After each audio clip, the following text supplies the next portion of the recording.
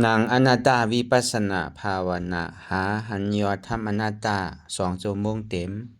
ก่อนนี้นางปฏิบัติกุกรรมในเขาพร้อมกันไว้สาเยตนา3 เจ้าก่อนพุทธังที่พุทธาเจ้านั้นผู้เจมี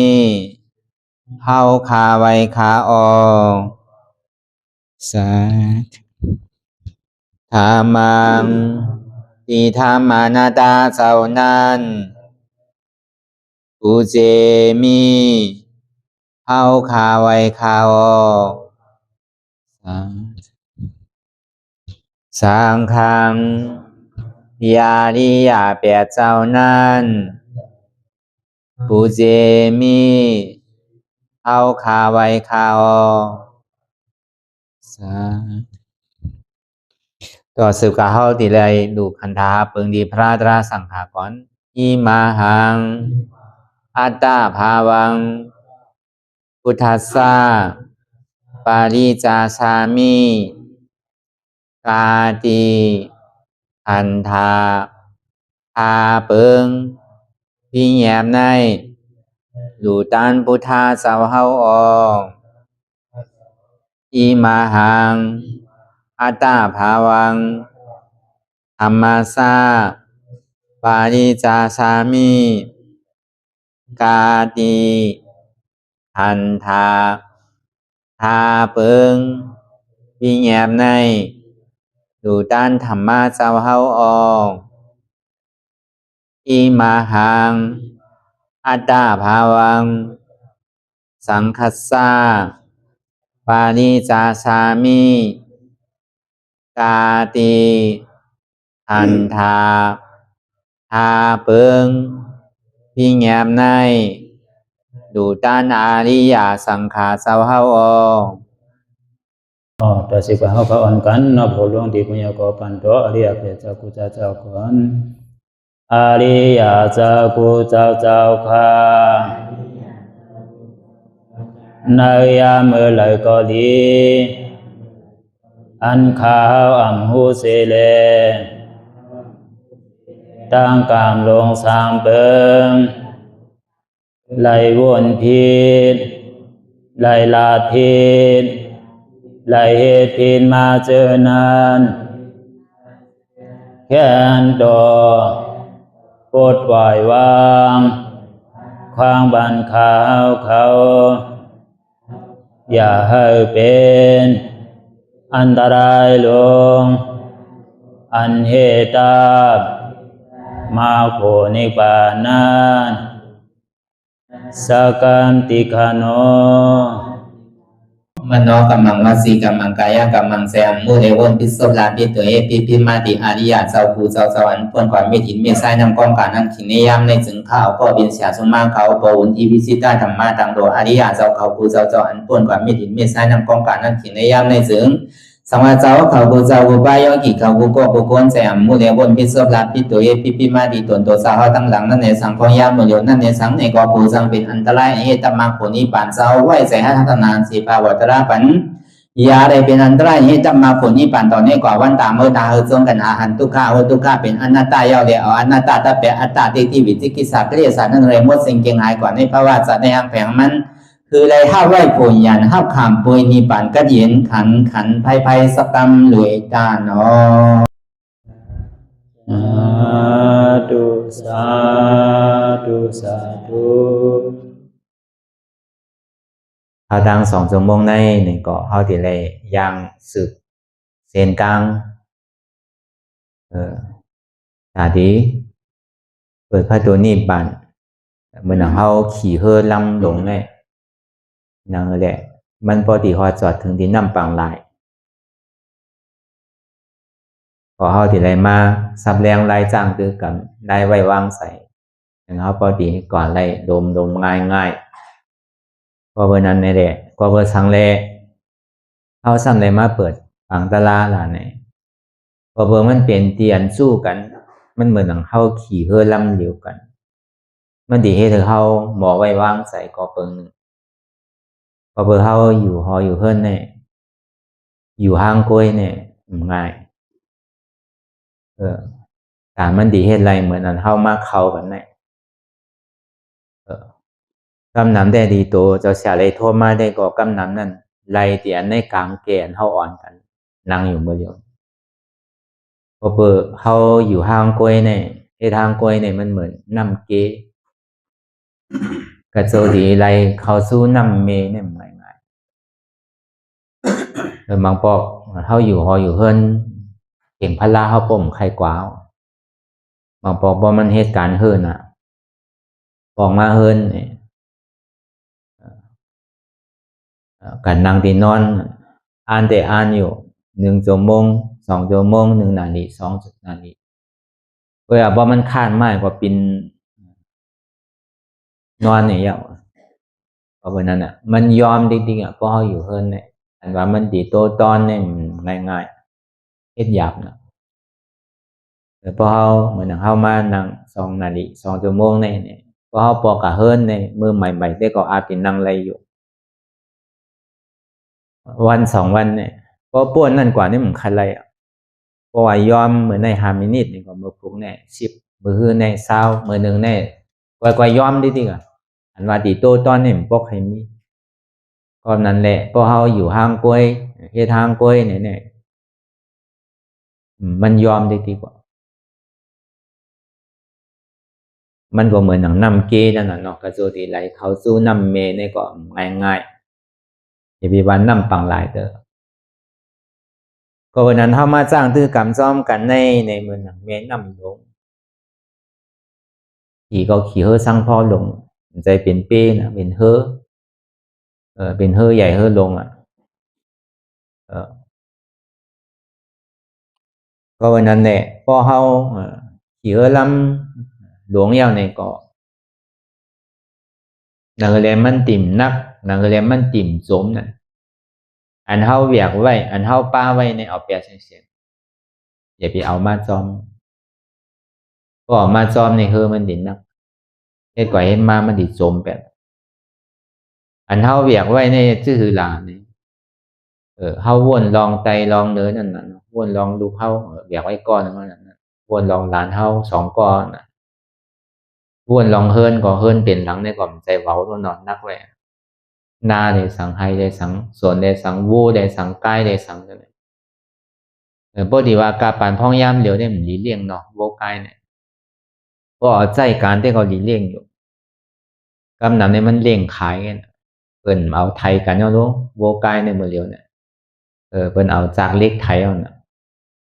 พวกมือกูปอกได้มันจังหวะเวลามือเหลียวกำมือเหลียวได้มันหลีเลี่ยงโวเลี่ยงกายก็ผิดนั่นก็เพื่อเฮาเลี่ยงขายมันเปิ้นทำดีกว่าค่ากับแฮมเป็นอากุโศลนั่นก็ในเฮามาวนเจนจานตัวนี้ดีอันนึงก็ในเฮาวนไว้หลายอันวนไว้หลายก็เฮาเวียกไว้หลายก็ตัวนู้นเจนจานตัวนี้อย่าไปว่าต่างเสื้อต่างรองเตอเหมือนตะกาเฮาเขายามอยู่ที่ห้วยที่ร้อยเนี่ยอันยามอยู่ที่ทุ่งเป้งทุ่งโป่งซะเนี่ยต้องมาที่วัดอนัตตาเฮาบ่ว่าคือย่ำจันอีดเนี่ยอารมณ์ขึ้นลงก็เหลือใจหนาวในเนี่ยพอเสียงพอพอหมอยก็เบอร์อะไรอยู่ที่ทุ่งเป้งน่ะเนาะอันเปิ้นยามอยู่ที่ห้วยที่ร้อยเนี่ยเปิ้นก็ป้องข้างนั่นก็มันสำดีตานฮือล่ะอันนั้นเฮาว่าตอนหนังตัวเฮาในเฮาบ่เวียกขึ้นเวียกลงในบ่ใครเหลือใจเฮาลูกตีนอนเฮาขึ้นมาดีทำไมอยู่ในบ่ใครคือเสียงถอยใจบ่มอว่าคือฮาวน่ะที่เฮ็ดชื่อทางตัวเฮาเว้ยก็ได้บ่เฮาก็วนลองดูวนลองหลานวนลองแหลนวนลองหอลองเฮิรนวนลององศาโคของเยนั่นน่ะวนลองวานลองเมืองจังได๋มันสนิทนักก็คืออันนั้นน่ะที่ปองมันนั่นว่านั้นเฮาอย่าไปเอามาซ้อมอย่าไปเอาแหวกอย่าไปเอาหามไว้เพราะเฮาแหวกนั่นน่ะเฮาอะสิจมแต่ว่าเฮ้อลำในดีจมนะเฮ้อลำในมันเป็นเฮ้อซื่อๆเนี่ยมันเป็นเฮ้อหลากหลายอ่ะมันจะเป็นเฮ้อโยโย่ก็ไหลเวียกก็มันดีจมพวกนั้นว่ะมันจะว่าก้อนก็เฮาเวียกนักแล้วเนี่ยมันดีจมจ้องกันเสียงๆใจก็ไหลเวียกนักก็ก้อนนั้นมันจมมันตั้งว่ะมันตั้นกว่าฮอดจอดถึงดีนำปังหลาย ก็บนนั้นพอเฮาใครเว้าเฮาใครกว่าไล่ลมๆง่ายๆนี่คือก็ห้อมใครหยาบใครผืดห้อมใครแบบของนักไว้นี่ก็เฮาก็พาวางคำใช่ว่าคือวางต่อโจสุดปานใช่อีว่าคือวางตึงปีตึงเดือนก่อนใช่วางส่วนเฮาหนังตารางเขาตั้ง2 ชั่วโมงในเกณฑ์หนังปอกไหลก็คืนเฮอกำไหลก็2 ชั่วโมง2 นาทีก็รู้เพราะคือเฮาวางต่อโจสุดปานก็ดีเสียหลายกว่าเนาะถ้ามันคือเฮาวางบ่ได้ดีเฮ็ดคือล่ะเพราะเฮามีตังกาตังขายเพราะเฮามีเงินมีคำในเฮาก็จังรู้นี่ครับดีว่าเฮาจำเดียวสังเลี้ยงชอบเลี้ยงต้องล่ะพวกกลุ่มกาปล่อยวางไปเสียงๆได้เฮ็ดหาปึงอิงดุกปึงลิงอิงล้านปึงอิงออกจากพวกของใหญ่ตนาในนี่เฮาจำเดียวสังมาหลูมาด้านล่ะเฮาจำเดียวสังมาเฮ็ดมาสร้างล่ะเฮาจำดีไรชื่อจำดีไรยาตัวเฮาชื่อล่ะเฮาก็ดีใครทางที่นั้นน่ะใจว่าคือวางต่อโซสุดปานนำเก่าวางสู่อันเฮานังตะลาเนี่ยเขาตั้ง2 ชั่วโมงเนี่ยจะเอาไก่ห่อสีเชนในดังปอดอกโค้งในเปิ่นเฮ็ดไว้คือสังพ่อลงพระลาเปลี่ยนเสาก็จู้กันเลยเสายาหันเขาเลยนั่งเด็ดเย็นไว้ในคือสังพ่อลงนั่นก็ในพอมันมาจำผังยาวในก็จึงดีเอามือก็ห้องตากาวเขานั่นมาเด้ไผไข่มือนี่ปานเจ้าเขาตีกาไล่ค่าเนี่ยเขาตีมือนี่ปานมาได้ขี่เฮอจ้อมกันเนี่ยใครมืออยู่คาเนี่ยวะใครมือก็ซ้ำมาละซ้ำดีกาว่าใครมือหลายๆก็ให้อย่างทำขึ้นมาหลานมาเลยเพราะว่าเป็นไรได้ตัวคาเต็มก็คือค่าเมื่อเดี๋ยวเนี่ยมันไม่ใจลูกเอาลูกเมื่อจ้อมไรค่าซึ่งมีลานใหม่อยู่เอาลานเมื่อจ้อมไรห้า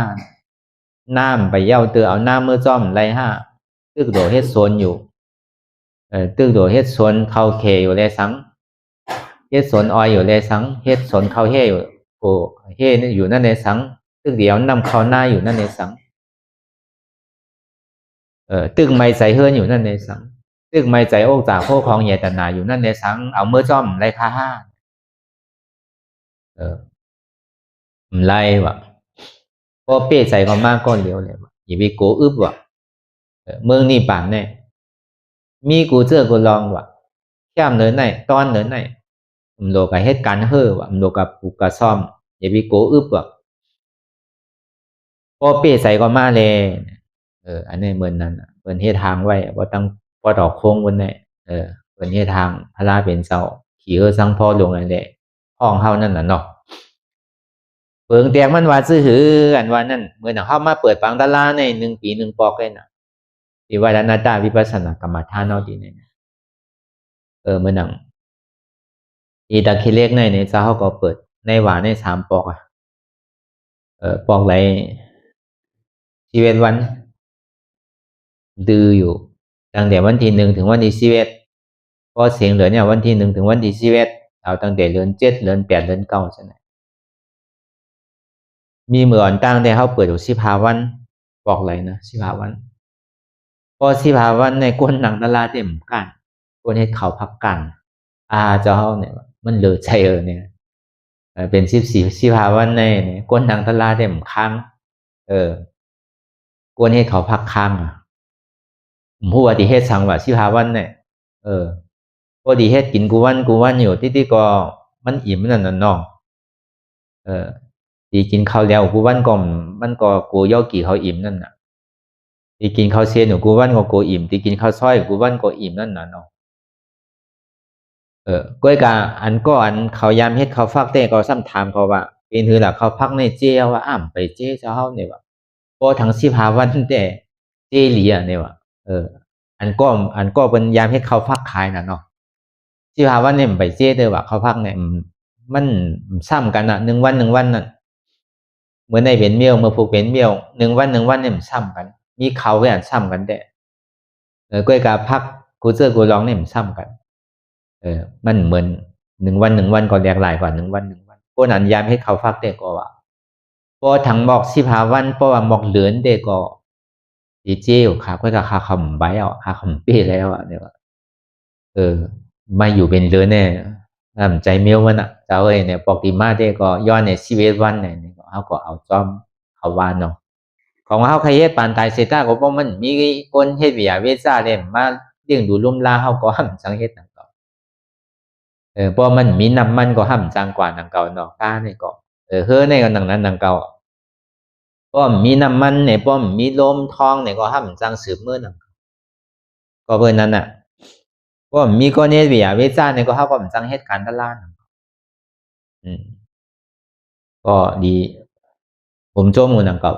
เรียนจะเข้ากว่าเตกับสร้างไว้ดีแต่คิดเรียกนั่นเนี่ยก็เป็นตะกาโกนใจเนี่ยก็มาเขาตลาอยู่รายการตั้งหลีในเขาหนผัดกันตึงผัวตึงเมย์ในเดี๋ยวอ่อนกันไม่เฮ็ดเบอร์จะเขาอยู่ที่เมสายนั่นเนี่ยก็อ่อนตะกาเขาเป็นที่นั้นนะก็เป็นก้นใจเนี่ยก็อ่อนกันมาเฮ็ดตลาผู้ยิ่งเนี่ยไปเฮ็ดไรเตอร์เนี่ยก็เฮ็ดวิยาวิจาหุงเขามือปัน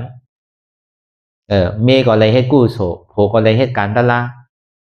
พอยามเมื่อเมย์เฮ็ดตลาเนี่ยก็โผเนี่ยก็นางไรเสตาเนี่ยก็ดีเลยมาเฮ็ดวิยาวิจาดีเลยมาจอยในวัดเฮ็ดจังได๋มันจะนี้พร้อมกันมา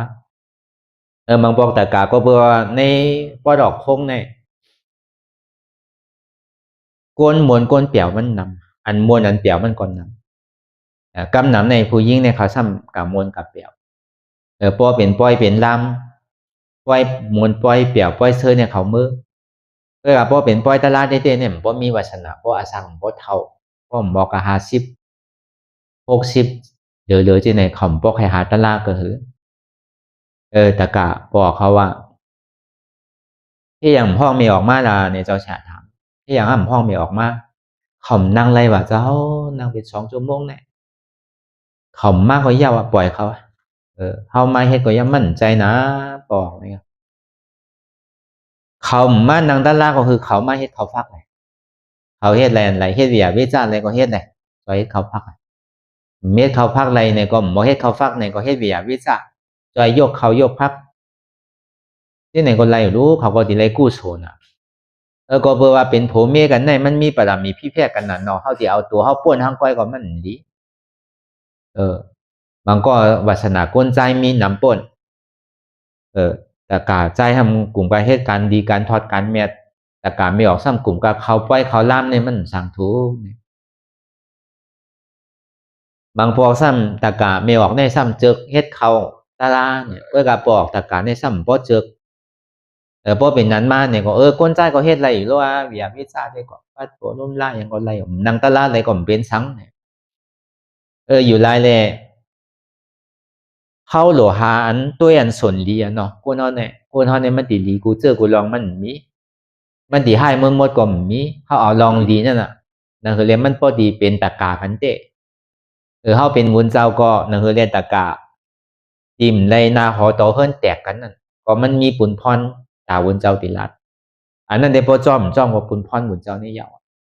อันเขาเป็นโพเป็นเมกันก็เหมือนนั้นนั่งเก่าบางปองในเมในมันนะตาลาผัวพ่อใจลำพ่อเป็นแต่นั่นสุ่มกับเป็นเมฆเขาล่ะที่ไหนก็สูงกว่าเส้นที่ไหนก็จังมีพอคนใจให้การตลาดพวกนั้นที่เราสุ่มกับว่าเป็นวุ้นเจ้าไอ้ล่ะนี่ก็มีประวัติศาสตร์เหมือนกันเนี่ยมันหยาบนะเมื่อลุงเงาปึ้งมันก็เป็นนั่นหนังเก่าก็ออกตะกาเขาได้ก็เป็นก้นให้การตลาดนี่แหละก็เปิดตะกามาไม่ออกเขานั่นตั้งพูดในเป็นห้องเมออกเนี่ยเนาะเป็นตะกามียิ่งนั่นพอเกิดเมเกิดเต็มใจนะเมื่อหนังตะกาเขามาเลี้ยวเนี่ยนะพอเป็นก้นทรายเนี่ยตั้งปอดอกคนในเขาห้องว่าปอออกว่ะพอเบอร์ชังน่ะพอตะกาเขามาดีเลยออกที่จริงนั่นเนาะพอมาว่าตัวออกนำก็ออกเกียร์เนาะเมออกกันว่านั่นพอมาก็ดีเลยออกนั่นน่ะน้องนำก็เกียร์นั่นน่ะอยู่ไรมันก็ว่าใครเป็นพอออกไม่ออกเนี่ยพอมาหาเจ้าเขาเนี่ยดีเลยออกเงินติ๊กรู้เนี่ยมันจังเป็นที่นั้นดีตัวเจ้าเขาได้อ่อนพิวศาสนามานั่นเนี่ยก็ในตะคิเล็กนั่นพอเบอร์ก้นสงมวลสงเปี่ยวมันนำอันนี้มีใจให้การตลาดเนี่ยมันเก๋มันจะมีรายหลายๆนี้เพราะว่าตะกะบอกว่าที่นั้นเพราะที่นั้นก็เขาเปี่ยวเขามวลได้ห้องเขาได้ไงเนี่ยเพราะมันนังตลาดได้เขาเฮ็ดเราเจ้าเนี่ยมันเป็นช้างบอกเขานังตลาดอะไรก็คือเขามาเฮ็ดเบียร์วิจารณ์ คือเขามาหุงเขาภาคในเขาเจิกโลดเนี่ยมากมาปอก1 2 ปอกในหู้มากอ๋ออันเปิ้นเฮ็ดการตลาดเนี่ยเปิ้นเฮ็ดเต้โลดเนี่ยเปิ้นจ้างเต้โลดเนี่ยอันเฮาเลยเฮ็ดเวียเวซ่าอันเฮาเลยอยู่เลยตั้นเนี่ยก็เขาก็มีปีติผมโจมจอมก็ในพวกเขาเข้ามายาวนี่ก่อยๆตืดเอามาจามด้วยแลเมตะกะมันนั่งด้วยแลมนั่งเลย2 ชั่วโมงก็เป็นช้างนั่งให้บอก1 ชั่วโมงก็ไรอยู่เว้ยนี่สังว่าใครเพื่อนลานี่ก็อย่าไปลูกเตียนนั่งนั่นน่ะอย่าอายเปิ้นก็ก่อยๆตืดจันเขาไล่สอนเดียนเจ้าชาเฮาสอนนั่นนะก็เลยใครเอามือใจซ้ำตัวนั่นน่ะเนาะก็ในบ่เป็นนั้นมายาวนี่ก็ในมันซ้ำมีอยู่3 จุ่มน่ะในตะคิเล็กน่ะจุ่มมันเฮ็ดวิทยาวิจารณ์เนี่ยก็เป็นตะกาเขาหมดตะกาก้นไส้เนี่ยก็มือหลวงเงาปึ้งมากเขามาให้การตลาดเขามากก็ยาวปล่อยเขาเฮาเฮ็ดการตลาดเขามากก็ยาวมันย่ำไปหัวยาสาตลาดเตอเนี่ยที่กึ่งกลางเลยจนมาเฮ็ดเนี่ยมันง่ายๆเพราะมีลายมันพอเปิ้นนั้นแดกมือเขาของว่าเป็นตะกาเมียออกเขานั่นเขาทำเจอเฮ็ดเขาเฮ็ดพักโลเพราะเป็นนั้นเขานั่งตลาดอะไรเนี่ยก็คือเข้ามาคือเขามาเฮ็ดเขาเฮ็ดพักก็ในพอเฮ็ดเขาเฮ็ดพักเอาซ้ำดีเลยปุ่นแยกลายกันนั่นน่ะในว่า3 เดือนนั่นเฮาว่าจุ่มตั้งแต่ที่เรียกเนี่ยมันสิมีจุ่มวันมะกาโหค่ำสันทรายใหม่เนี่ยเขาเป็นจุ่ม1อันนี้มาเฮ็ดวิทยาวิจารณ์เฮ็ดเขาเฮ็ดพักก็ในจุ่มเมขาววันทรายขาววันเมขาวอันนั้นก็แลวันป่าแรงนั่นเป็นจุ่ม1ก็ในวันเวียงแก้วในซ้ำเป็นจุ่ม1จุ่มเมโคจุ่มวิทยาวิจารณ์เนี่ยมีอยู่3 จุ่มก็ใน3 จุ่มนั่นก็ในทำก้นใจทำพูดป่อมาทางตะกาเขาก้นใจเขาเป็นก้นตั้งจอกเมเดสังเป็นตั้งก้นเกชีเนี่ยเขาเป็นก้นเจ้ากาไล่เจ้ากาอันอย่างกาใช่ไหมในก็ห้องเขามาจันเขามาเขาว่าเขาเฮ็ดตะล่ามไรเนี่ยเขาตึงหนุ่มหมดนะเนาะเป็นข้าวยำมันตึงโหลเฮ็ดโหลหาเลี้ยงลูกเลี้ยงเมล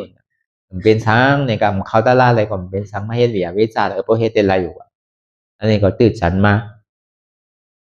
ก็ในพวกปีนกว่าปีนมายาวเนี่ยก้อยๆว่าวนั่นน่ะมันจามตัวก่อนเลยเนี่ยก็ในพวกเขามันนังตัวเอาเนี่ยเขาหัวยาสามันนางเลยเตี๋ยวในเขาถังบ่ำไรนะเนี่ยมีออกเขาชิ้นจ้าด้วยรู้เนี่ยก็บางพอเขากันนั่งต่อไพ่เขานั่งอุบ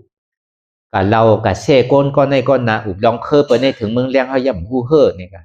เขายังนั่งไรอยู่บางก้อนนั่งเดียนไพ่ในต่อถึงเมืองเลี้ยงย่ำเป็นสังเนี่ยย่ำตายนังเก่ารู้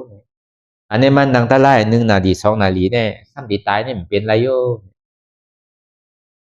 พอเป็นเช่นนั้นพอเขามาหันเปิ้นนั่งหันเปิ้นจ้างแต่อันเปิ้นหนุ่มเลยเขาก็เปิ้นนั่ง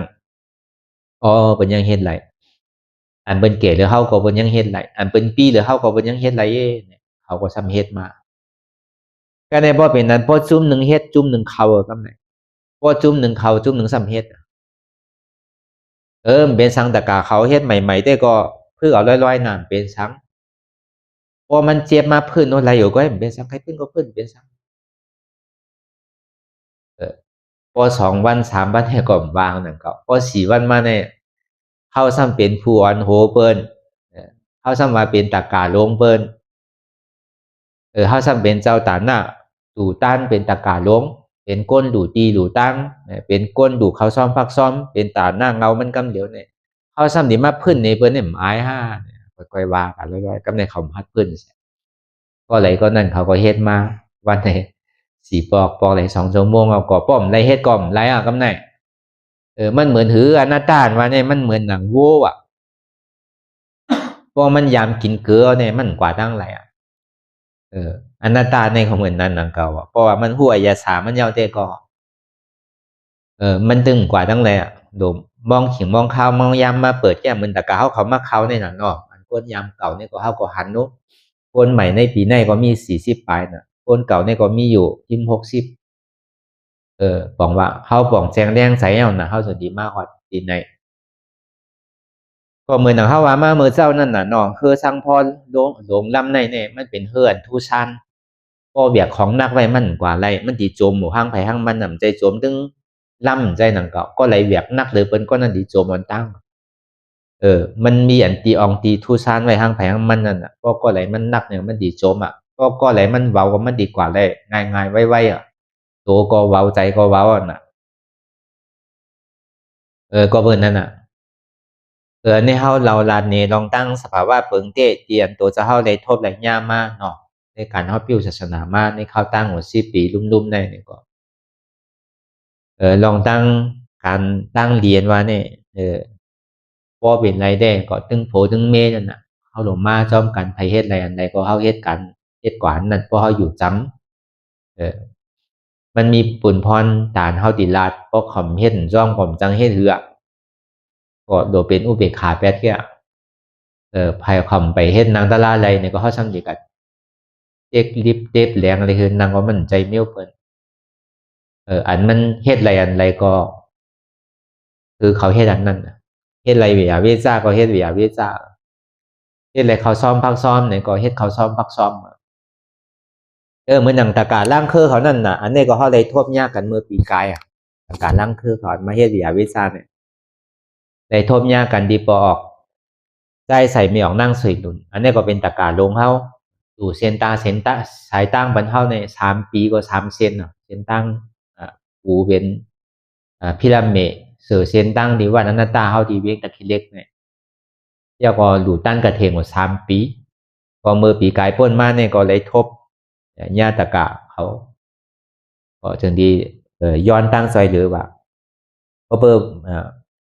บอกใจใส่แมวนั่งสวยดุนแต่ก็เขาเลยถ่อมตะล่าดีในอยู่ทุดก็นั่นบอกใจใส่เนี่ยเบื่อปานโควิดนั้นมันก็ใครโทษใครญาเต็มอะไรอ่ะพอดีมาในซ้ำโกชองนาลีนังเก่าอ่ะพายกว่าพายมากมันทะเลตองกี้จะไหนหู้อยู่ว่าอยู่ที่กาดกูเนี่ยมันฮัดมากว่ะเพราะมาโคเลยนังตะล่าว่ะก็ในอยู่จะซ้ำกับพูดตีตะคิเล็กนี่แหละมันก็ซ้ำอยู่จำกันเนาะลูกมันทำเป็นก้นตะคิเล็กพอจังดีตั้งใจตั้งข้อให้เขามาพอมันนังถ่อมได้ถ่อมมากอยู่พอมันนังเอาก็ได้มาเฮ็ดตะกาเฮาได้มาจอยเหลือในวัดว่าพอถึงเขาเลยหลู่กระเทงว่า3 ปีทัดกันป้นมาอย่างนึงก็พี่น้องล่างเคอมีออกสวยหลู่เนี่ยมันเป็นก้นล่างเคออันมาจอยอยู่มาเลี้ยวในก็เป็นน้องยิงเป็นพี่น้องของมีออกสวยหลุ่นเขาเชียงอ่ะใจว่าเขาได้จางมากเนาะเขาก็มีเจตนาจึงบอดเขาใส่เลยเขาเลยย้อนไว้ในเลยเขาก็ดีเลยมากนั่นคือเลยเขาปกติมืดเกยกันกว่าพี่น้องบ้านหูเตียนเขาเลยสังไส้เขาเลยสังเนี่ยอันมาจอยกันให้วิวิจารนั่นเนี่ยก็หลายตีหลายตั้งนั่นเขาดีเลยหู้ดีเลยมืดเกยกันกว่าก็เบอร์การตั้งเรียนว่าได้ห้อมดีทีมันพร้อมกันไรคือว่ามันหลีขันนั่นก็เบอร์มันง่ายๆตาที่มาให้วิวิจารตาก้นเป็นปากเนี่ยก็ป้อมมีเสดนาเต้ๆเนี่ยมันเป็นไรนั่นก็เพราะนั้นพอหมอไว้ใจดีๆงามๆในกู้โสเนี่ยจังรัดมันตั้งดีกู้โสเนี่ยอันนี้ก็เบอร์3ก็เบอร์เฮาอยู่จอมศีลจอมธรรมน่ะเนาะอยู่หลายก็ศีลก็เฮาก็โดสติโดมีพองจะว่าเจ้าเฮาว่าก็ง่ายๆซ้ำฮู้ดีปองว่าเจ้าเฮาเนี่ยศีลก่อมปานนี้เอาง่ายๆชื่อก่อมฮู้ปานาที่ปาตานั่นน่ะในศีลอุโปชฌาศีล8นั่นอย่าไปฆ่าตัวใจเพิ่นตายได้สัง1อย่าไปลักเอาโคของสังใน2มีผัวมีเมียจังได๋ตีมเตอกันเรื่องผู้หญิงผู้ชายเรื่องผัวเรื่องเมียเนี่ยมีภาวางแปลนโจแก็บโจข้าวมูสาวาตาว่ากำ8 กำแหลนสุราเมรยามัจจาปะมากินเหล้าเมายาวิกาลโภชนะกินข้าวไปละอันลองเกี่ยวทั้งหมดทั้งเสียงเนี่ยพอไว้วันกว่าเนี่ยกินก็ใครอยากเนี่ยก็กินนมเอาเลสังเนี่ยมารากันท่าวิเลอันหอมันสังจังได๋ก็อย่าไปทุกข์อย่าไปเฮ็ดทางแต้มโตเลสังข้อที่8มาเนี่ยไปนั่งที่สูงอย่าไปนั่งที่อันหนาอย่าไปนอนที่สูง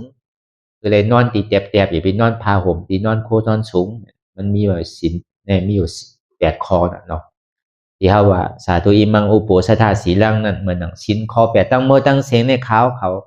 ย้อนเอาปอก1ย่อมกล้า2ปอก2ปอกย่อมกล้า3ปอกขาวแค่นต่อชาปันคาเขาเฮกัมเนี่ยบอกว่าที่นั้นอุโปสถาสีลังอธิษฐานมีแต่ว่าจะห้อมปันนะโมตัสสะเดพุทธังสรณังคัจฉามิสังฆังสรณังคัจฉามิตุติยามปิตติยามปิใช่ไหมเลยมันจะว่าเปิดก็ย่ำปันศีลนุ่มเป็นสังย่อมใจนั่นก็ ก็เบอร์ศีลเนี่ยมันดีให้เธอเฮาตัวใส่ใจใส่ก็เฮามีศีลในตัวเฮามันอกเกอไว้มันเป็นผุนไม่เหมือนเฮาอาบน้ำเจนจานตัวเราพอเฮาอาบน้ำนี่มันอยู่หยาบลูกพอมันไหมมันฮ้อนมาเนี่ยใครมันย่อยมาเนี่ยก็เฮาดูอาบมันเหมือนหนังโคเฮาน่ะพอเฮานุ่งเหี่ยวเนี่ยพอเฮาซักมันอยู่หยาบน่ะศีลในก็เหมือนนั้นนั่นก็พอเฮามีศีลนั่นว่านั่นตัวเฮาเนี่ยมันเหมือนหนังเป็นของละเอียดเสียดมันเหมือนหนังอยู่หยาบมันอยู่ไรมันเหมือนหนังตึกหวยตึกหางตึกสร้างมันไปซื้อปลอดข่าวใส่ตัวนั่นน่ะ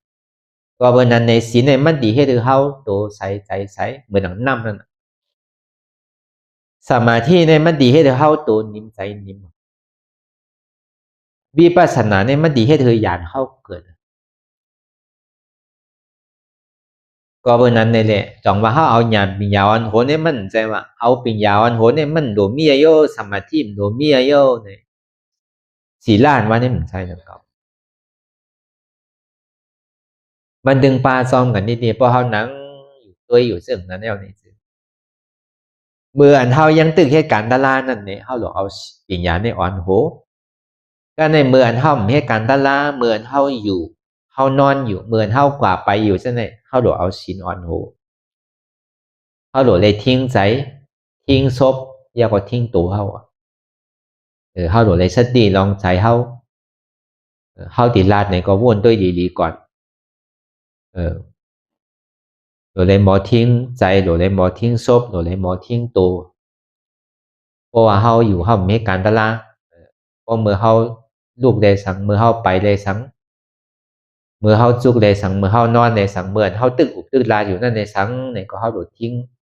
ใจทิ้งศพทิ้งตัวก็ในเมื่อเฮาเหตุการณ์ตลาดนั่นซ้ำที่แล้วเอาหยันยาอ่อนหัวมันเปิงกันจังนั้นในเหมือนหนังปริยัตินั่นในก็วุนเจ้าปริยัตินั่นในที่แล้วเอาศีลอ่อนโหนำเขาเพราะเอาปิญญาอ่อนโหเนี่ยมันไล่มันจังเฮ็ดเธอทางเรียกศีลแบบจังว่า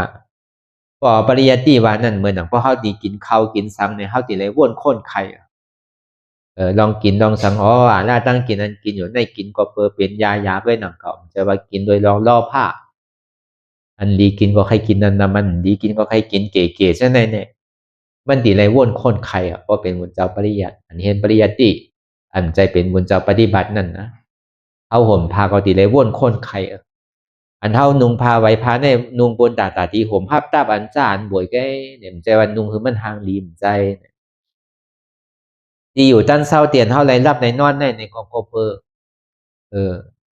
หมอนคือมันแข็งป้วนอย่าไปคือยุ่งครบอย่าไปคือมันกัดมันหนาวก็เนี่ยมันดีเลยวนคนไข่ที่เตี้ยเพราะเป็นปริยัตินั่นเพื่อกับเพราะเป็นปฏิบัตินั่นเนี่ยซ้ำดีเลยใจอันไรเตี้ยนน่ะดีเลยให้การตลาดดีเลยให้การตลาดเฮาว่ามือเฮาดีกินเนี่ยก็เฮาก็มือเฮาย่ำไปกินเนี่ยก็เฮาก็วนคนไข่ในใจก็ไรนั่นก็อาหารตั้งกินที่มันเป็นอยู่มีอยู่ในกินเพื่อตัวคืออยู่กับอะไรที่มันเมียนซ้อมย่อกาเฮาก็อย่าไปกินการมีการใส่อยู่ที่ก็มันย่อการนำอยู่ไรบุญเจ้าเนี่ยย่อการนำก็เบอร์มันกินจอดกินเจ๊อย่างก็ยับใส่ต้องที่เงินเนาะมันกินจอดกินเจ๊ย่อกาเขานำก็เบอร์นั้นพอปฏิบัติเหมือนอย่างเฮาชายนีแดนขึ้นอันเฮามาจ้างตื้อกรรมนั้นขึ้นชายนีตะกาขึ้นอันเฮากินอยู่วันไหนวันนั้นเนี่ยเฮามานั่งตลาดในปองมาเฮาชายนีพอเป็นปริยัตินั่นเนี่ยพวกนางตลาดเนี่ยทำดีเลยวนคนไข่มันจะดียาวก็เบอร์นั้นเนี่ยอันไรก็มันเป็นอันดีมั่วๆเสียงๆของนางเก่าเฮาโดนเลยอยู่เอาจอมกันตั้งเสียงปิญญาศีลาสมาธิเนี่ยติ่มไรลงไรลืมตีได้ทิ้งพอมีปิ่งยาเย้านี่ก็ตีได้ทิ้งลองตั้งรัดเข้าว่าสมาวาจาหรือเลยหมอรัดหมออุบอย่าไปกัดรัดลองตั้งกล้าตั้งขายอย่าไปกัดรัดลองตีมันใจตาลานั่นน่ะบอกว่าเขาทิ้งโชคนั่นพอห่มนังตาลาเนี่ยเขาใกล้รัดใกล้อุบกันนู้ถามลองตาลาเนี่ยมันพอสูมีอุบลองก้นก็ในก็นากันสมากรรมันต้าในการเรียนเท่าเฮ็ดอยู่นั่นเลยก็เท่าหลวงเหตุการณ์นั้นเท่าหลวงอุปการนั้นเท่าเฮ็ดอยู่เมื่อเลี้ยวเนี่ยการตลาเนี่ยมันจะดีสั่งถูกว่าเป็นสมากรรมันต้าเฮามาอยู่เนี่ยเฮาซ้ำตึกลาตั้งกาตั้งขายเฮาอยู่ เขายังตึกหลักการให้การชนการหน้าเขาเนี่ยมันใจเป็นสัมมากัมมันตานั่นมันเป็นมิจฉากัมมันตาแบบสัมมาชีวะนี่ก็เอาตามมีตามเกิดกันนะเขาได้ไม่ใจแล้วเนี่ยตาดีหาเลี้ยงชอบเลี้ยงต้องเขาเนี่ยก็ถึงกินกับข้าวยามมันมาเนี่ยก็เป็นเฮ็ดปันเขาวันไหน2 ปอกในเศร้าอะไรหลังวันเนี่ยเขาก็ป้อหลุดเลยไม่ใจลองกินลองชุ่งเอาลูกเขาก็ดีกะอุบลองกันเขาดีกินชื่อเขาดีกินเมียวหือเขาใครกินเมียวหือเนี่ยเขามันรีอุบรีลาดนั่นเพราะอุบลาดก่อนนี่ก็เป็นมิจฉาอาชีวะแบบก็ได้สัมมาวายามาตั้งคัดใจอันวันนั้นตั้งคัดใจพิษเองตั้งคัดใจอันนั้นพิษคัดใจพิษอันวันนั้นมิจฉาวายามาคัดใจหมันแม้ได้เป็นสัมมาวายามะสัมมาวายามะเนี่ยเหมือนเขานั่งตะลาเนี่ยวันไหน4 ปอกใน2 ชั่วโมงเนี่ยให้ถึงมันไหลอันเขานั่งกำไร2 ชั่วโมง2 นาทีเนี่ยให้ถึงมันถึงไหลอ้วนกว่าก็เป็นน้ำเมียป้อมยอมกว่าเมียล้างป้อยอมกว่าป่องข้าวซุ่มปอกอิดอันนี้มันจะดีเกิงตานว่าเป็นสัมมาวายามะสัมมาสติเนี่ยก็คือเขาตื่นหู้ตัวกูขิงกูข้าวยำเตียนมันมีเตียนเป็นเตอยู่พองยำมือเดียวในจะนี้เกิงตานว่าเป็นสัมมาสติมีสาสติในใจพองปิวกาวางกาเป็นวนลองไตลองเนยอยู่มีขอบมีเดียนมีเมื่อสุดเมื่อเสียงใครลองอันแน่นามติ๊กย่อมสุดตัวอีปอกมีนำมีตัวมีหลอนมีแกนสังเตนั่นมันดีเย็นเป็นมีสาสติเป็นสัมมาสมาธิตั้งมานำสันค้อนยกย้ายค่ายหนึ่งใกล้พื้นใกล้หนึ่งใกล้ต้งใกล้ค่ายใกล้ยายใกล้เปิดตามื่นตามใกล้มองขิงมองข้าวมองยามใจตั้งมันไว้โตมันใจมันโตนิ่มใจนิ่มมันเจ็บกระหือในก็มันใครพื้นกระหือในก็พื้นตั้งมันไว้สันค้อนได้จากนี้กึ่งตานมาเป็นสมาธิว่ามันกลุ่มสันค่อนยกย้ายค่ายหนึ่งพื้นกว่าพื้นมาเรียกลายค่ายออกติ๊กเนี่ยมันดีเป็นสังเนี่ยมันดีเป็นมิจฉาสมาธิแบบก็บนนั้นมันดีได้เป็นสัมมาเสียงมันเดือดที่กึ่งตันอันเท่าเหตุการณ์มันเตะเดี๋ยวนี้กึ่งตันอันเท่าลมเฮอลำเดียวกันเตะพอดีว่ามันเตะเนี่ยก็ดอกลายมันนั่นของดีมันนักกว่านั่นก็เขาอย่าไปเอามานั่นน่ะพอเขาปองนั่นเนี่ยก็เขาหลวงฮัดจุนตัวเขาก็มันมีอย่างดีให้ถือมันนี่จากยาเก้าสังสีเสื้อเหตุร้องเอาอันนั้นมันดีเขาไว้ถึงไว้เพราะเป็นนั้นเนี่ยอาตานอกเนี่ยมันดีหายไว้เพราะอาตานอกหายไว้อย่างอาตานในมันดีเกิดเพราะอาตานใต้เกิดแล้วเนี่ยก็เขาหลวงฮัดจุนนะดังเลยซ้ำพอดีเป็นแห้งใส่เข้ากว่าในจึงมันใจตัวเก่ารุ่นไหนเปิ้นก็เหมือนเก่าก็เหมือนเปิ้นก็ยังเฮ็ดไรเก่าก็หลวงเฮ็ดไรเปิ้นเยื่อนไรก็เก่าหลวงเยื่อนไรเปิ้นขำไรก็เก่าหลวงขำไรเปิ้นก็เป็นก้นด้วยเก่าก็เป็นก้นก้อยหนังเก่ามีหัวมีมือมีขาเหมือนกันก้อยหนังเก่าใจว่ามี2 หัวใจว่ามี4 มือใจว่ามี4 ขาใจดูเปิ้นก็มี2 ขา2 มือโหโตมีเหมือนกันหมดก็เปิ้นยังเฮ็ดไรด้วยเก่าก็เป็นก้นก้อนนึงก็เฮ็ดไรกว่าอันไหนก็คือเฮาเอาอันไหนเป็นตอนสอนเอาในเป็นแห้งใสเปิ้นฮัดจุนก็เก่าจุนกะเปิ้นก็ขี่เหมือนเก่าก็ขี่เหมือนเปิ้นเปิ้นก็ลงเฮอลำเดียวเหมือนกันเฮาก็ลงเฮอลำเดียวเหมือนกันก็ถึงก็คือถึงเหมือนกันเปิ้นยังตึงมืออยู่ก็เก่าติ่มลงเป็นคือก็เป็นเหมือนกันเอากันว่าป้ากันเป็นเพราะเป็นนั้นมานี่สิสังพอหลงเนี่ยมันดีลูกเอาดีเมนนำลงใหญ่แหละวงกว่าที่ก็พอมันไหลกว่าที่กะคอถึงน้ำปางไหลเอาเนี่ยก็แค่มาลำหลงนั่นน้ำปางไหลว่านั่นเนี่ยน้ำขุนน้ำโมกของเยียยายักลูกน้ำเกหอถึงน้ำเมลูกน้ำเมเข้าถึงน้ำปางไหล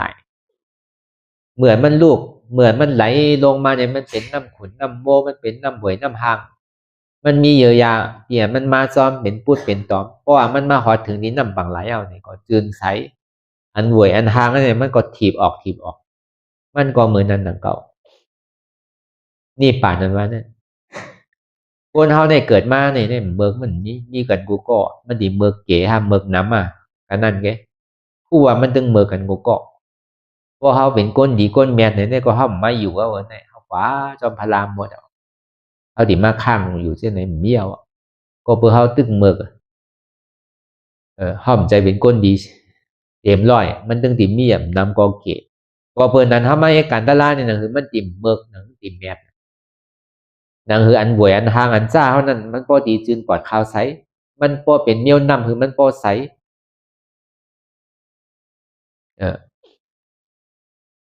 ไซย่อมก้าคือมันหนิมย่อมก้านี่คือหยาบปีหยามันเกิด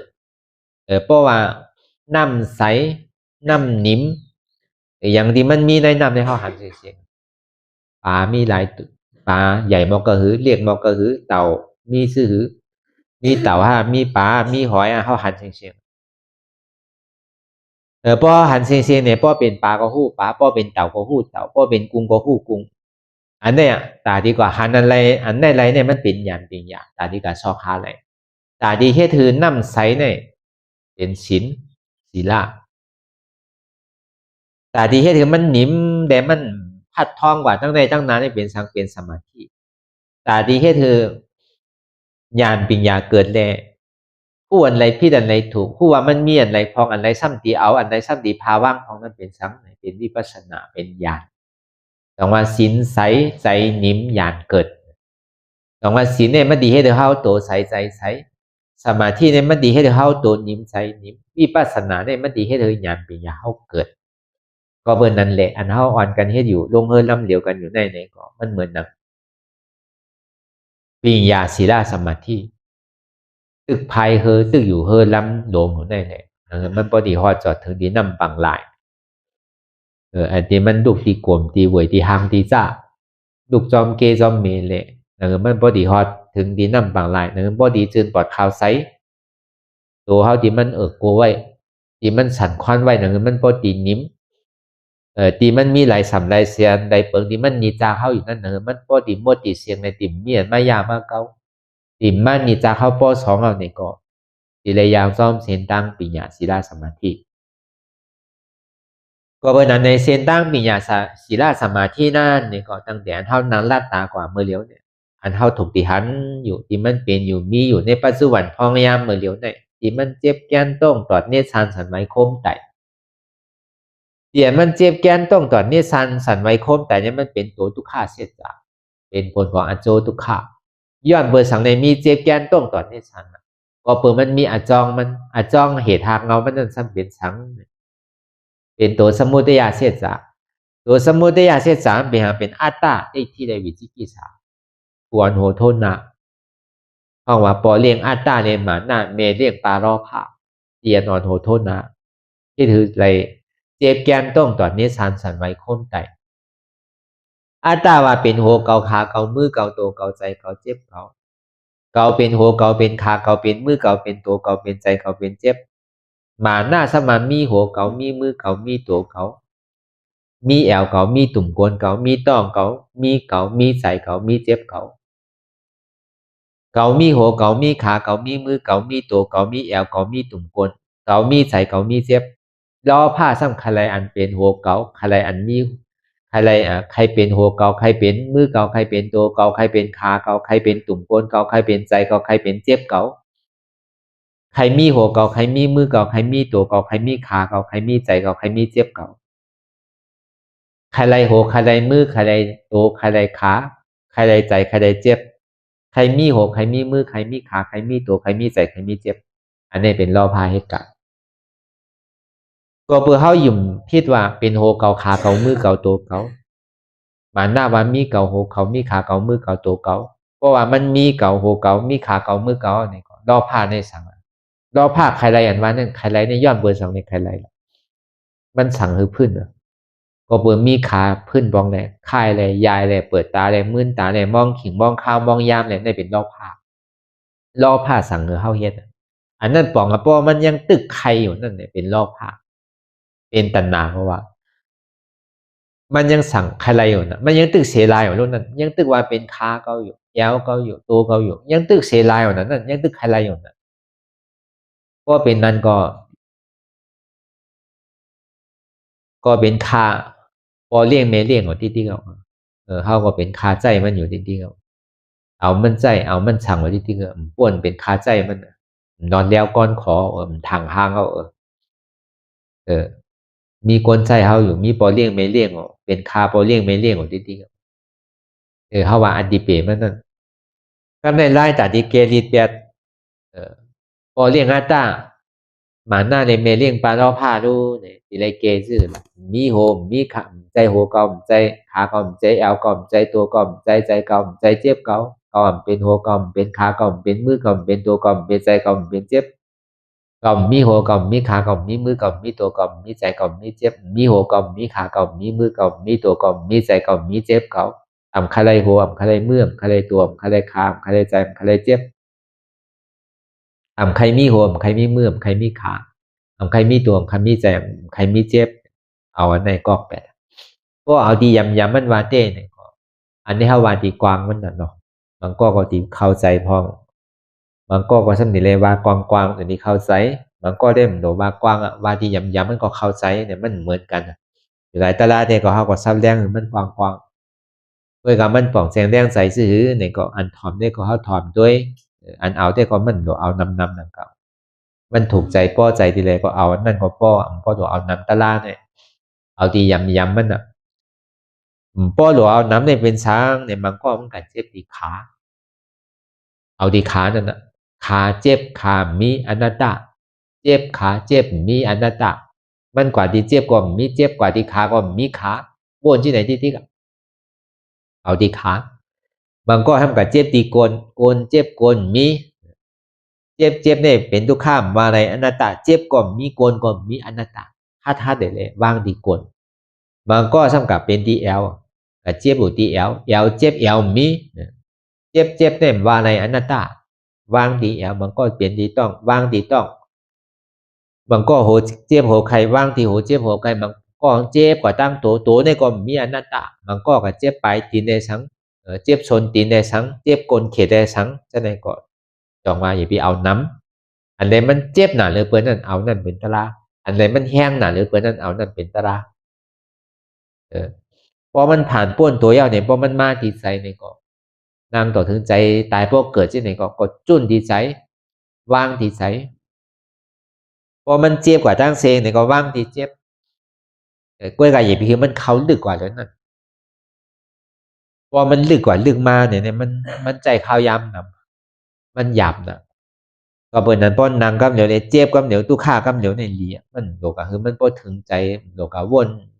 กว่าป้จอดป้เจ้ในสังขารในขันธห้าปึงเนี่ย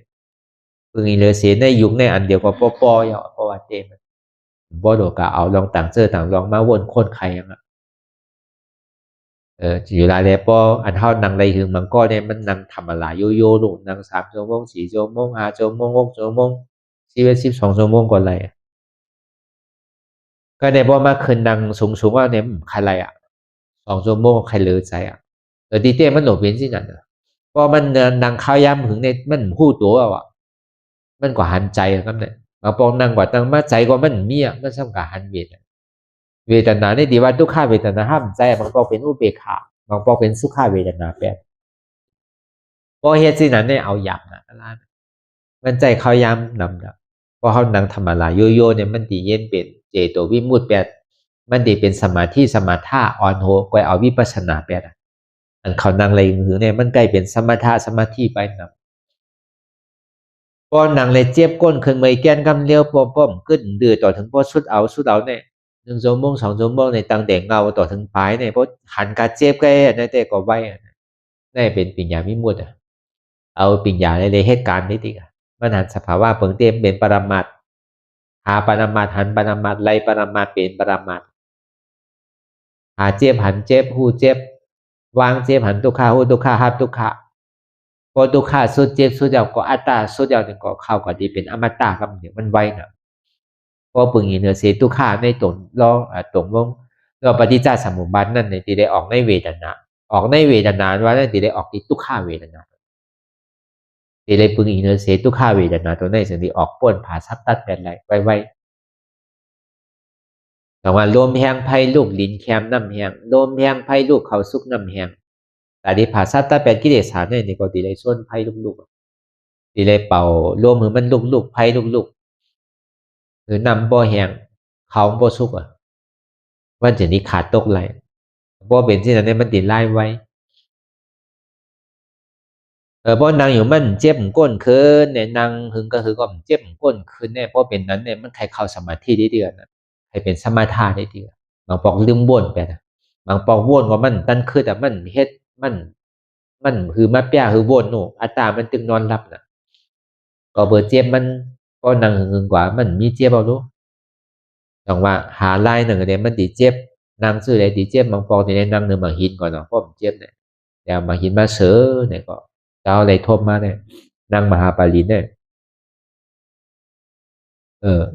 ถึงนาที12ก็มันเจ็บโอ้นะเพราะเป็นนางเนื้อมาหินเนี่ยนางเนื้อมาหินก็เมื่อของเราปึ้งมันได้1 ชั่วโมงในเจ็บโอ้ไหวสินั่นก็มันเจ็บนะทำดีเลยกับตัวที่มันตอดลายมันเนี่ยแต่ว่าป้อมหันเจ็บในตุกข้าหรืออันเท่าหันเจ็บพอเจ็บมีเนี่ยจังให้จือเอาอย่างเป็นตะล่าน่ะนางก็นั่งกัดเย็นๆเช่นนั้นไงมันเด็กให้เขาเป็นสมาธิสมาธาแบบที่ดีอ่ะแต่มันก็เป็นนางอันเป็นเขาชันสมาบัตินั่นมันก็นางเป็น7 วันเป็นเรือนก็มีลูกเมืองอินทิยาเป็นเจ้ายาเช่เขาจะนั่นเป็นนางอ่านโหเรือนก็มีมันดีเป็นสมาธิสมาธาแบบที่ดีก็เป็นวิปัสสนาเต้ๆในเด้ก็นางกำเหลียวก็ทุกข้าในเกิดกำเหลียวอันนี้จ้าทุกข้าหน้าตายให้กาดกำเหลียวลองตั้งเจี๊ยบแก้นต้องตอนนี้ซันแดงลายค่ายกว่าเป็นอันนี้จ้าลองตั้งทุกข้าขันใจหรืออกหรือใจนั้นเป็นทุกข้าลองตั้งอันเท่าหมอว่างมาเป็นอนัตตานั่นเป็นอนัตตาแต่จังว่าพอเขาหาปีแงบหันปีแงบไรปีแงบเป็นปีแงบทำลายค่ายปีแงบได้บอกว่าลายค่ายมันหมอลู่ง่ายมันเตะเย็นไว้เช่นนั้นการเย็นไว้โจข้าวเช่นนั้นมันผ่าซับตัดแปดกิเลสาอะไรเพราะวันนั้นเขาพอปองว่าการมีปัสนาเนี่ยมันตีได้เจ็บถึงอกถึงใจก็เดือดร้อนไม่กว่าตั้งตัวเนี่ยก็เขาก็ห่มโจมห้ามตอนมันไหลมันใครเจ็บใครแก้นมากก็ฮือเนี่ยก็ห้ามตุ้มเตอเขาก็ตัวอะไรวนว่างเป็นอนัตตามาดีตัวก็อ่ำใจตัวมาดีใจก็อ่ำใจใจมาดีเจ็บก็อ่ำใจเจ็บเฮ็ดเจไหนกว่าที่มือนานมาเนี่ยก็เพราะว่าตาตกพูดขาดกว่าเย้าเนี่ยมีจิกิสาขาดกว่าเย้าเนี่ยก็เวทนาอันเจ็บนั่นก็หายกว่ายุบตัวนั้นก็กึดแปดพอขึ้นไปแล้ว3 ตัวกว่ากำเร็วกันเนี่ยเนี่ยก็ตื่นมาเป็นก้อนใหม่เป็นอ่ะคนเก่าเนี่ยตัวใหม่ใจใหม่เมื่อหนังขึ้นเกิดใหม่ขึ้นอ่ะมันดีเป็นเช่นนั้นอ่ะพอมันเข้ากับดีเป็นนิโรธาเชษจาเข้ากับผลอโจสุขาเข้ากับนิพพานเข้ากับเป็นพระราชสมบัติแล้วก็บรรดาในก็เขาเอาหยาดปีเขาวนหนีวนยาวเขายามหึงอย่าไปว่าไพ่อย่าไปว่าเทิงอันหันในสังวนในสังหึงพอเพียงเพียงกันกว่าวนต่อถึงเจ็บพอสุดวนต่อถึงทุกขาพอสุดถ้าต่อถึงหน้าตาพอตัวพูดขาดกว่าในที่มันพูดบอกเกิดขึ้นเป็นมากนั่นเองก็เขาพอหมอวนว่างแทบตัดเป็นอนัตตาไหล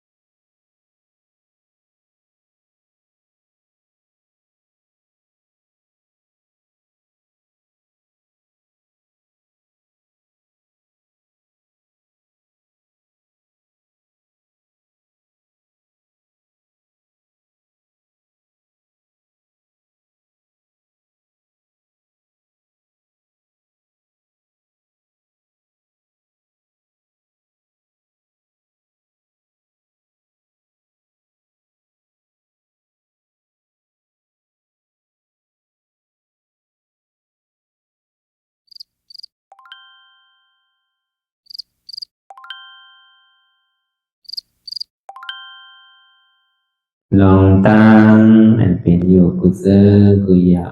ย้ายข้องคำไว้ที่ใส่หูถอดถอนออกที่ใส่หูมันออกเสียงก่อนสภาวะอะไรก็ดีลองตั้งอะไรก็ดีอันเกิดขึ้นมาที่อยู่ตัวที่ใส่ที่เจ็บสนั่นถอดถอนออกที่ใส่หูมันออกเสียงสภาวะยุคธาตุสี่เปิงสนั่นเจ็บเทียนโตกอดเนตรสั่นไหวโคมไต่ไม่กัดอ่อนแข็งสู้ตุนทรัพยายจึงอยากเป็นรูสภาวะยุคธาตุสี่เปิงสนั่นตีหนังธาตุกว่าผู้ทรัพย์ตีอัตตากว่ายึดว่ามีโตมีใสมีเจ็บสนั่นเอาบ่วางเป็นอนัตตาไหลลองแสนพ่องปิวอยู่อันเฮาว่นลึกว่นเลยอยู่เป็นเดิมเป็นลาวอยู่ซึ่งในสาวถอดถอนออกตีใส่หูมันออกเสียงก่อน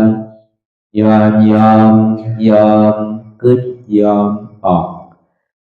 ยอมลงอันเฮ็ดให้เฮายินดียินให้เสื่อมอารมณ์เสื่อมถึงใสถึงคอไว้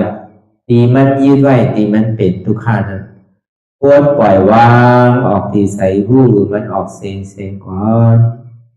ลองเสื้อเป็นทุกข้าเลยลองย้อนถึงใสหลายๆอย่างมันเกิดขึ้นมาตีตัวตีใสตีเจียบสนั่นควรวางย่อเสียงก่อนก่อยค่ายย้ายลายหนึ่งพื้น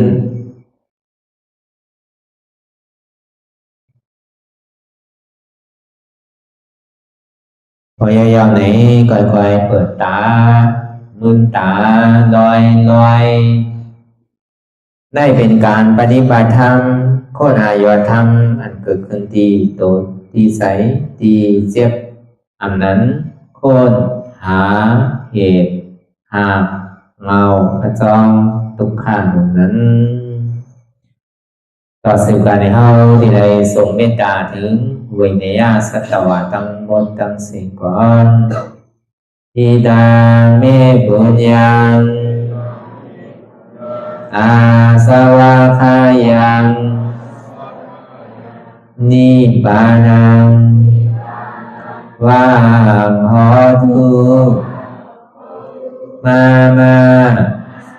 ปุญญาภากังสเปสัตตาสมาลาพันตุอีตังเมปุญญังอันเฮาคาไลมาตือกรรมปฏิบัติวิปัสสนาภาวนาหาหันยอดธรรมอนัตตาในอาสวะคายังเปียนันถาสัพตัดเปนาสวะสีเพิงเสียวแลนิพพานังตีนิพพานันขอดู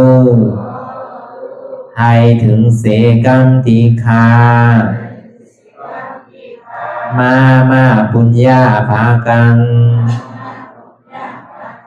พรดีอันคามานาวิปัสสนาภาวนาทรงยืนปันสเปสัตตานังเอวปอเมสลาญาติกาดึนเคเจอเคได้ก็แลจากว่าสัตวาทั้งสิ่งทั้งดวงนั้นสมาลาพันตุอะไรพรดีนำกันตั้งเฮาคา ตังสิงสกรรมติคาโนสาธุสาธุสาธุ ตัวสิกว่าเขาก็อ่อนกันนับหัวหลวงที่คุณยาก็ปันโตอริยเพียเจ้ากูเจ้าก่อนอริยเจ้ากูเจ้าค่ะในยามเมื่อไหร่ก็ดีอันข้าวอ่ำหูเสเลตั้งกามลงสามเปิงไหลวนพิษไหลลาดพิษไหลเหตุพิษมาเจอนานแค้นดอกปดไหววางความบันขาวเขาอย่าให้เป็นอันตรายลงอันเหตุตามาโผนิปานันสกันติคโนมโนกัมมังวสีกัมมังกายกัมมังแสมมุเรวนพิศลาปิตัวเอพิมาติอาริยะเจ้าภูเจ้าสวรรค์พ้นความเมตินเมสายนำกองการนั้นขินนิยามในจึงข้าวก็บินเสียสมาเขาปวุนทีวิสิตาธรรมะตังโดอาริยะเจ้าเขาภูเจ้าสวรรค์พ้นความเมตินเมสายนำกองการนั้นขินนิยามในจึงสังวาเจ้าเขาภูเจ้าภูบายอกิเขาภูก็ภูกวนแสมมุเรวนพิศลาปิตัวเอพิมาติตนตัวสาวตั้งหลังนั่นในสังพยามโยนั่นในสังในกอภูสังเป็นอันตรายเหตุมรรคผลนิพพานเจ้าไหวใส่ให้ทัศนานสีภาวตระปันยาได้เป็นอันตรายให้จำมาผลนิพพานตอนนี้กว่าวันตามเมื่อตาเฮจงกันอาหันทุกข้าทุกข้าเป็นอนัตตาเยาเดียวอนัตตาตาเปอัตตาติวิจิกิจสัพเพเรศานั่นเลยมดสิ่งเก่งหายกว่าในภาวะสัตว์ในอังแผงมันคือเลยห้าไหวผลยันห้าขามปุยนิพพานก็เย็นขันภัยสกรรมรวยตาเนาะสาธุสาธุ